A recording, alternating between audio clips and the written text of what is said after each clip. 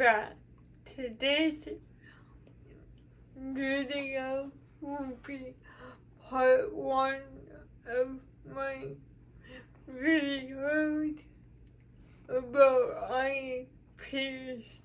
The most important thing a parent can do to prepare for the IEPs. People don't accept what the school says at face value. If this is too hard to follow, I highly recommend this special education resources at disabilityrightsca.org.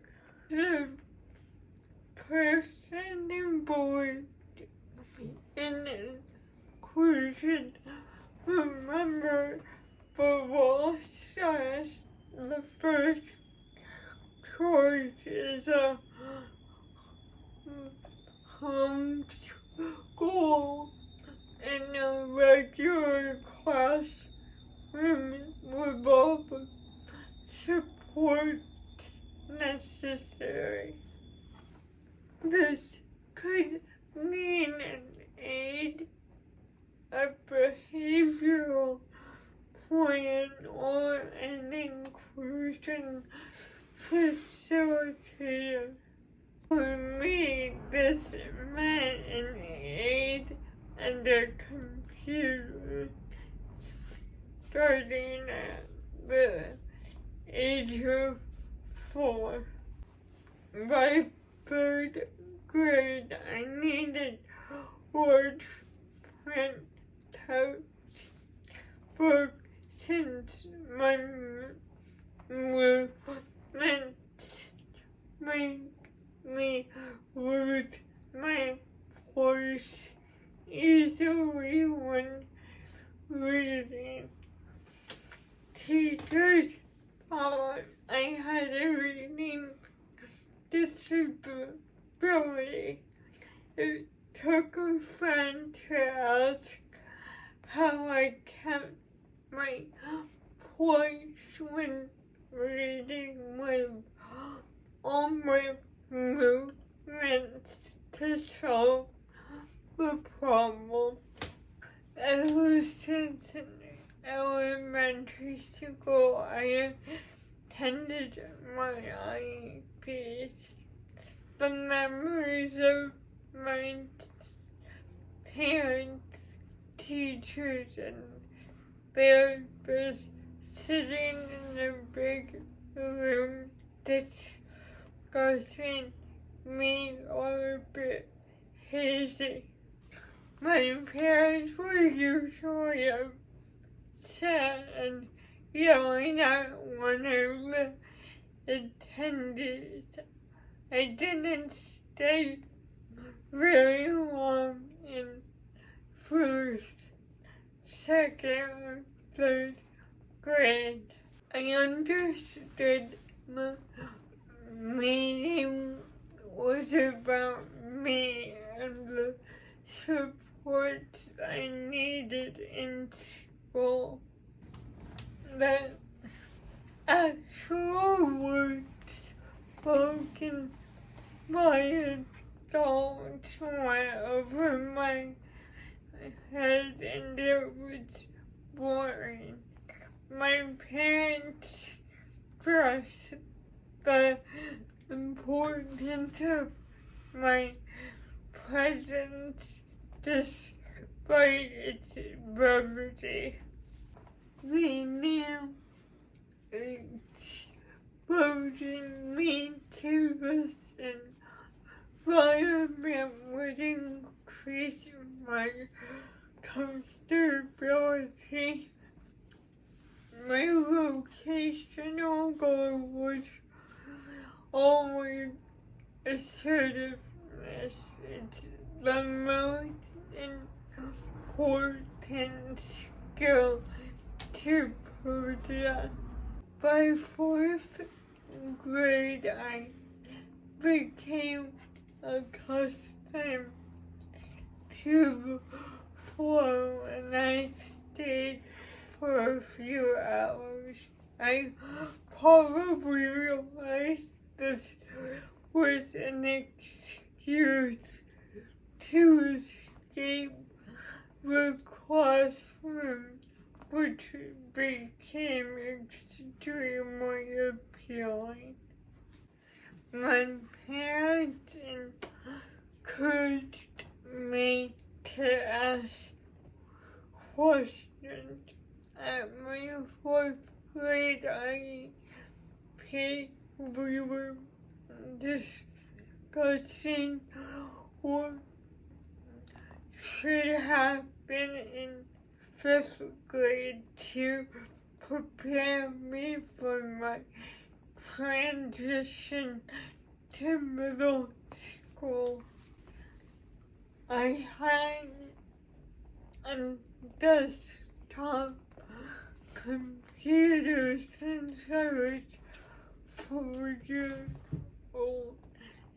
In middle school, I was named a laptop since a desktop is not portable. It was decided in fifth grade I would use a laptop as well as a desktop to make the transition easier. A school official said my teacher would teach me how to use a laptop. This prompted my first question: how was a teacher supposed to teach the class and teach me how to use a laptop? The school official ignored me and kept talking. I whispered to my mom. She didn't answer my question. My mom responded, ask it again. I did repetitively, but my question remained glossed over. Let's be honest, the school official didn't have a response because the assumption was impractical. The assistive technology person ended up taking responsibility and familiarizing me with the new technology. Therapies and technological support always occurs before or after school on a professional development day since school got out early. I was never removed from the classroom to receive any support services. My parents were adamant that my education remained uninterrupted. We had weekly team meetings as per the IEP for everyone to check in and prepare with each other. My team was composed of my teachers, one-on-one aid, therapist, assistant, technology specialist, inclusion facilitators, my parents, and I. The meetings were always great race. That's it for part one. In the next video, I will discuss my IEP experiences in middle school and high school. Thanks for watching. See you next